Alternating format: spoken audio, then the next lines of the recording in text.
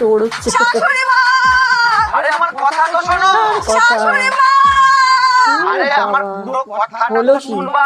শাশুড়ি মা, কথা শুনে না। শাশুড়ি মা। ওরে কি শাশুড়ি। হয়েছে কি? এত চিল্লাতে চিল্লাতে আসছো কেন?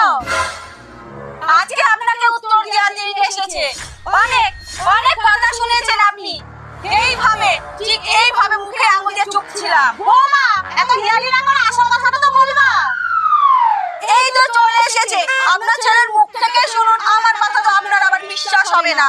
বাবু, কি হয়েছে না? মা, আমি আর ওর ভাই একটা ব্যবসা শুরু করেছিলাম 10,000 দিয়ে। এখন সেটা 10 লাখে পৌঁছে গেছে। এ ভগবান, তুমি আছো? মা, এখানে ভগবান না, আমার ভাই আছে বলেই হয়েছে। মা, আপনি সবসময় বলতেন না আমার ভাই ভাদান না, কোনো কাজের না। দেখেছেন তো, আমার ভাই প্রমাণ করে দিয়েছে আমার ভাই কি। চুপ করো, আমার ছেলে ছিল তাই হয়েছে, নাহলে তোমার